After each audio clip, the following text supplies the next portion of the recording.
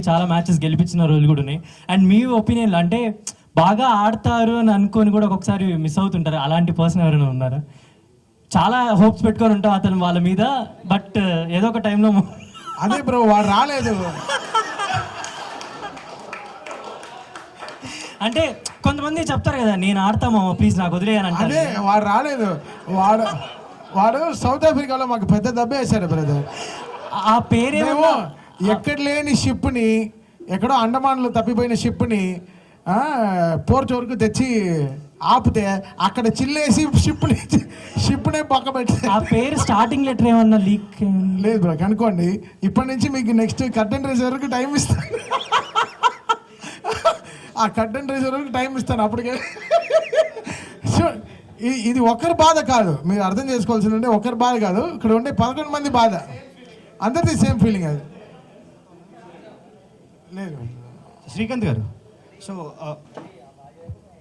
Movie artist association building కోసం ఎప్పటి నుంచో మ్యాచ్లు చేద్దాం ఈవెంట్లు చేద్దాం అనుకుంటున్నారు కదా. సో చారిటీ కోసం ఆడుతున్నారు, అసోసియేషన్ బిల్డింగ్ కోసం ఎప్పుడన్నా ఆడే ఛాన్సెస్ ఏమైనా ఉన్నాయా? మా అసోసియేషన్ బిల్డింగ్ కోసం అండి. అది దాంట్లో లేను కాబట్టి నేను చెప్తే బాగోదు. అది ఎవరు ఇప్పుడు దాంట్లో ప్రెసిడెంట్గా ఉన్నారు వాళ్ళు చెప్తే బాగుంటుంది. అంటే చారిటీస్ కోసం ఎట్లా ఆడుతున్నారు? సో ఎంతమంది చాలా ఈవెంట్స్ మూవీ ఆర్టిస్ట్ చేసిన వాళ్ళు ప్లాన్ చేసినా కూడా మేము ఆడతాం రెడీగా ఉంటాం. ఎందుకంటే అది మాది, మా సంస్థ కాబట్టి మేము డెఫినెట్గా దానికి అవసరం ఉన్నప్పుడు డెఫినెట్గా మేము మా వంతుగా మేము అందరూ వెళ్ళి పార్టిసిపేట్ చేస్తాం 100%. Thank you.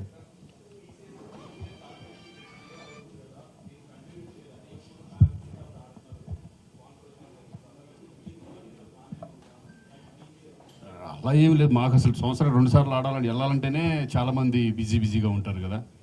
అంటే మేము అనుకుంది ఏంటంటే ఇయర్లీ 1 or 2 మ్యాక్సిమం చేయగలం.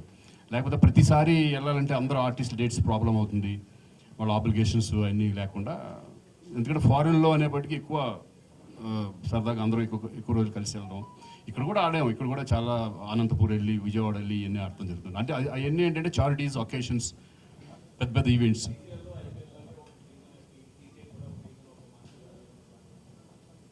ఆల్రెడీ సీసీఎల్ ఉంది, ఇంక మళ్ళీ టీసీఎల్ మళ్ళీ కలపడం. Thank you so